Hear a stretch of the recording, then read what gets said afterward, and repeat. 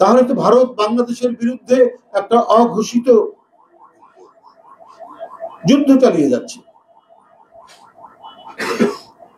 বাংলাদেশ, আমাদের নানা বিষয়ে সমস্যা থাকতে পারে, অমীমাংসিত বিষয় থাকতে পারে, আবার ভারতের সাথে আমাদের দীর্ঘদিনের ব্যবসা বাণিজ্য শিক্ষা সংস্কৃতির লেনদেন তো দীর্ঘদিন ধরে আছে।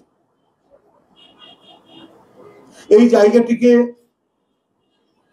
এই সম্পর্কের জায়গাটিকে তারা বিনষ্ট করে তারা তাদের একটি ডক্ট্রিন আছে, সেই ডক্ট্রিন বাস্তবায়ন করার তারা কোনো চিন্তা করছেন কিনা, এটা আজকে জনমনের মধ্যে বিরাট সংশয় সন্দেহ উদ্বেগ শঙ্কা দেখা দিয়েছে। যাই হোক, আমি আজকে এখানে অত্যন্ত দ্রুত এবং তাৎক্ষণিক একটি প্রেস মিটিংয়ের জন্য আপনাদেরকে এখানে ডেকেছিলাম। আপনারা যথাসময়ে এসছেন। এটি একটি উদ্বেগজনক ঘটনায় আপনাদের সামনে বললাম যে পার্শ্ববর্তী দেশের একটি রাজ্যের একটি মুখ্যমন্ত্রী, তিনি তো একটা অফিসিয়াল পদ তার রয়েছে, এটা তো সাংঘাতিক ধরনের কূটনৈতিক শিষ্টাচারের পরিপন্থী।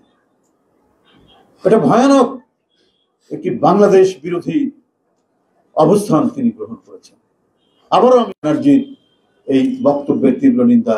আমরা এর আগেও বলেছি, বাংলাদেশের রাজনীতিবিদরা যাই বলুক, তারা যে বাংলাদেশের স্বার্থের বিরুদ্ধে কাজ করেন তার প্রমাণ হচ্ছে শুধুমাত্র মমতা ব্যানার্জির কারণেই তিস্তা নদীর পানির চুক্তি বাস্তবায়িত হয়নি। এটা তো আপনারা সবাই জানেন। যতটুকু অগ্রগতি হচ্ছিল সেটাও বাধা দিয়ে বন্ধ করেছেন এই মমতা ব্যানার্জি। অথচ তিনি নিজেকে অসাম্প্রদায়িক বলেন, তিনি সেকুলার বলেন, তিনি উদার রাজনীতিবিদ হিসেবে তিনি মানুষের কাছে তিনি নিজের পরিচয় দেন, কিন্তু মনের গভীরে বাংলাদেশের প্রতি যে বিদ্বেষ এবং মনের গভীরে তারা যে কেউ প্রকৃতপক্ষে সেকুলার নন, সেটা আজকে তার বক্তব্যে আবারও প্রমাণিত হল।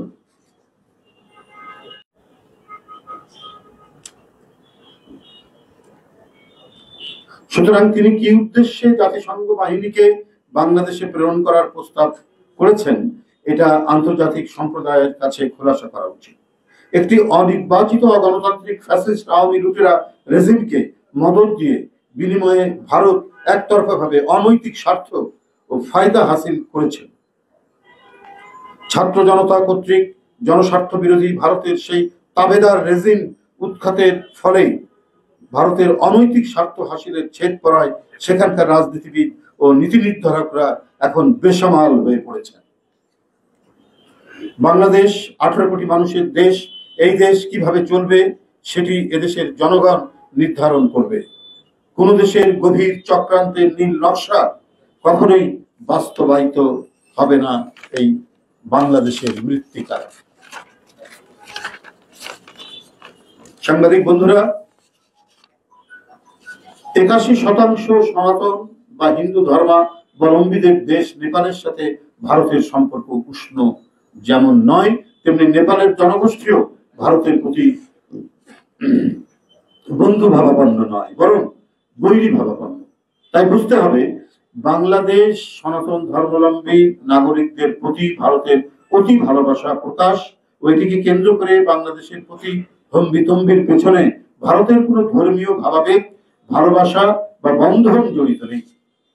আছে এটিকে পুঁজি করে ভারতের আধিপত্যবাদী আগ্রাসী মনোভাব ও ষড়যন্ত্র। আমি ভারতের পশ্চিমবাংলার মুখ্যমন্ত্রী মমতা ব্যানার্জি তাদের বিধানসভায় দেয়া বক্তব্যের তীব্র প্রতিবাদ ও নিন্দা জানাচ্ছি। বাংলাদেশে সনাতন হিন্দু সম্প্রদায়, মুসলিম, বৌদ্ধ, খ্রিস্টান দেশবাসী ভাই বোনকে পার্শ্ববর্তী দেশের গভীর চক্রান্ত সম্পর্কে সচেতন